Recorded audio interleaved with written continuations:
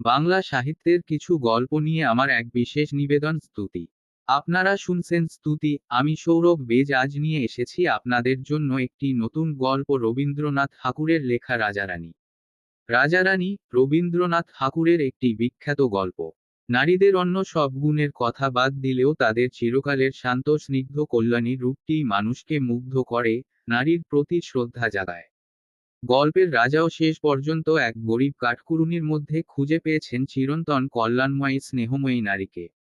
সৌন্দর্য দিয়ে নয়, বুদ্ধিমত্তা দিয়ে নয়, কাঠকুড়ুনি রানী হওয়ার ঐশ্বর্য দিয়ে নয়, সুমিষ্ট আচরণ দিয়েই যোগ্যতা প্রমাণ করেছেন রাজার কাছে। কবিগুরু রবীন্দ্রনাথ ঠাকুর বাংলা তথা ভারতের চিরকালের গর্বের মানুষ। সাহিত্যের সব শাখা ছাড়াও সঙ্গীত, চিত্রশিল্প, নাট্যশিল্প ইত্যাদিতেও তিনি ছিলেন বিস্ময়কর প্রতিভার অধিকারী। গীতাঞ্জলি কাব্য রচনার জন্য তিনি নোবেল পুরস্কার পান। তার ছোট গল্পগুলি বিশ্ব সাহিত্যের মূল্যবান সম্পদ। শুরু হচ্ছে আজকের গল্প রাজারানী। এক যে ছিল রাজা, তার ছিল না রানী। রাজকন্যার সন্ধানে দূত গেল অঙ্গ, বঙ্গ, কলিঙ্গ, মগধ, কোশল, কাঞ্চি। তারা এসে খবর দেয় যে, মহারাজ, সে কি দেখলুম। কারু চোখের জলে মুক্ত ঝরে, কারু হাসিতে খসে পড়ে মানিক। কারু দেহ চাঁদের আলোয় গড়া, সে যেন পূর্ণিমা রাত্রের স্বপ্ন। রাজা শুনেই বুঝলেন, কথাগুলো বাড়িয়ে বলা। রাজার ভাগ্যে সত্য কথা জোটে না অনুচরদের মুখ থেকে। তিনি বললেন, আমি নিজেই যাব দেখতে। সেনাপতি বললেন, তবে ফৌজ ডাকি। রাজা বললেন, লড়াই করতে যাচ্ছিনে। মন্ত্রী বললেন, তবে পাত্রমিত্রদের খবর দিই। রাজা বললেন, পাত্রমিত্রদের পছন্দ নিয়ে কন্যা দেখার কাজ চলে না। তাহলে রাজহস্তি তৈরি করতে বলে দিই।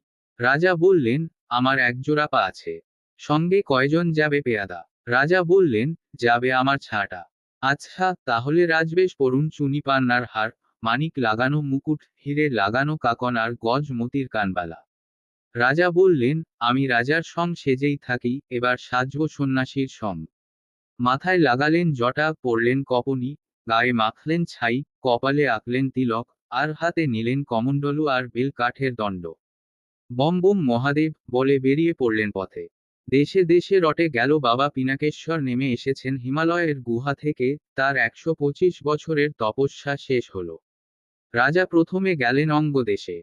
রাজকন্যা খবর পেয়ে বললেন, ডাকো আমার কাছে। কন্যার গায়ের রং উজ্জ্বল শ্যামল, চুলের রং যেন ফিঙের পালক, চোখ দুটিতে হরিণের চমকে ওঠা চাহনি। তিনি বসে বসে সাজ করছেন। কোনো বাদি নিয়ে এল স্বর্ণচন্দন বাটা, তাতে মুখের রং হবে চাপা ফুলের মতো। কেউ আনলো ভুঙ্গলাকৃত তেল, তাতে চুল হবে যেন পম্পাশ্রবরের ঢেউ। কেউ বা আনলো মাকড়সা জাল শাড়ি। কেউ বা আনলো হাওয়া হালকা ওনা।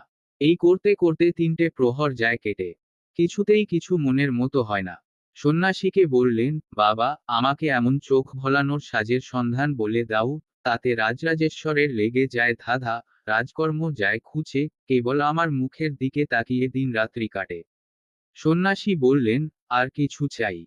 রাজকন্যা বললেন, না, আর কিছুই চাই না। সন্ন্যাসী বললেন, আচ্ছা, আমি তবে চললেম, সন্ধান মিললে না হয় আবার দেখা দেব। রাজা সেখান থেকে গেলেন বঙ্গদেশে। রাজকন্যা শুনলেন সন্ন্যাসীর নামডাক। প্রণাম করে বললেন, বাবা, আমাকে এমন কণ্ঠ দাও, যাতে আমার মুখের কথায় রাজরাজেশ্বরের কান যায় ভরে, মাথা যায় ঘুরে, মন হয় উতলা। আমায় ছাড়া আর কারো কথা যেন তার কানে না যায়। আমি যা বলাই তাই বলেন। সন্ন্যাসী বললেন, সেই মন্ত্র আমি সন্ধান করতে বেরুলুম। যদি পাই তবে ফিরে এসে দেখা দেব। বলে তিনি চলে গেলেন। গেলেন কলিঙ্গে। সেখানে আর এক হাওয়া অন্দর মহলে। রাজকন্যা মন্ত্রণা করছেন কি করে কাঞ্চি জয় করে তার সেনাপতি সেখানকার মহিষীর মাথা হেট করে দিতে পারে, আর কোশলের গুমরও তার সহ্য হয় না। তার রাজলক্ষ্মীকে বাদী করে তার পায়ে তেল দিতে লাগিয়ে দেবেন। সন্ন্যাসীর খবর পেয়ে ডেকে পাঠালেন। বললেন, শুনেছি সহস্রগ্নি অস্ত্র আছে শ্বেতদ্বীপে, যার ভেজে নগর গ্রাম পুড়ে ছাই হয়ে যায়। আমি যাকে বিয়ে করব, আমি চাই তার পায়ের কাছে বড় বড় রাজবন্দীরা হাতজোড় করে থাকবে, আর রাজার মেয়েরা বন্দিনী হয়ে কেউ বা চামর দোলাবে, কেউ ছত্র ধরে থাকবে, আর কেউ আনবে তার পানের বাটা। সন্ন্যাসী বললেন, আর কিছুই চাই নে। তোমার? রাজকন্যা বললেন, আর কিছুই না। সন্ন্যাসী বললেন, সেই দেশ ঝালানো অস্ত্রের সন্ধানে চললেন। সন্ন্যাসী চলে গেলেন। বললেন, ধিক! চলতে চলতে এসে পড়লেন এক বনে। খুলে ফেললেন জটাজুট। ঝর্ণার জলে স্নান করে গায়ের ছাই ফেললেন ধুয়ে। তখন বেলা প্রায় 3 প্রহর। প্রখর রোদ, শরীর শ্রান্ত, ক্ষুধা প্রবল। আশ্রয় খুঁজতে খুঁজতে নদীর ধাবে দেখলেন একটি পাতার ছাউনি। সেখানে একটি ছোট চুলা বানিয়ে একটি মেয়ে শাকপাতা চড়িয়ে দিয়েছে রাতবার জন্যে। সে ছাগল চড়ায় বনে, সে মধু জড়ো করে রাজবাড়িতে যোগান দিত। বেলা কেটে গেছে এই কাজে। এখন শুকনো কাঠ জ্বালিয়ে শুরু করেছে রান্না। তার পরনের কাপড়খানি দাগ পড়া, তাই 2 হাতে 2টি শাখা, কানে লাগিয়ে রেখেছে একটি ধানের শীষ। চোখ দুটি তার ভোমরার মতো কালো। স্নান করে সে ভিজে চুল মেলে দিয়েছে, যেন বাদল শেষের রাত্রির। রাজা বললেন, বড় খিদে পেয়েছে। মেয়েটি বললে, একটু সবুর করুন, আমি রান্না চড়িয়েছি, এখনই তৈরি হবে আপনার জন্যে। রাজা বললেন, আর তুমি কি খাবে তাহলে? সে বললে, আমি বনের মেয়ে, জানি কোথায় ফলমূল কুড়িয়ে পাওয়া যায়। সেই আমার হবে ঢের। অতিথিকে অন্ন দিয়ে যে পুণ্যি হয়, গরিবের ভাগ্যে তা তো সহজে জোটে না। রাজা বললেন, তোমার আর কে আছে? মেয়েটি বললে, আছেন আমার বুড়ো বাপ, বনের বাইরে তার কুঁড়ে ঘর। আমি ছাড়া তার আর কেউ নেই। কাজ শেষ করে কিছু খাবার নিয়ে যাই তার কাছে। আমার জন্যে তিনি পথ চেয়ে আছেন। রাজা বললেন, তুমি অন্য নিয়ে চলো, আর আমাকে দেখিয়ে দাও সেই ফলমূল, যা তুমি নিজে জড়ো করে খাও। কন্যা বললে, আমার যে অপরাধ হবে। রাজা বললেন, তুমি দেবতার আশীর্বাদ পাবে। তোমার কোন ভয় নেই। আমাকে পথ দেখিয়ে নিয়ে চলো। বাপের জন্যে তৈরি অন্যের থালি মাথায় নিয়ে চলল। ফলমূল সংগ্রহ করে জনেই তাই খেয়ে নিলে। রাজা গিয়ে দেখলেন, বুড়ো বাপ কুড়ে ঘরের দরজায় বসে। সে বললে, মা, আজ দেরি হলো কেন? কন্যা বললে, বাবা, অতিথি এনেছি তোমার ঘরে। বৃদ্ধ ব্যস্ত হয়ে বললেন, আমার গরিবের ঘর, কি দিয়ে আমি অতিথি সেবা করব?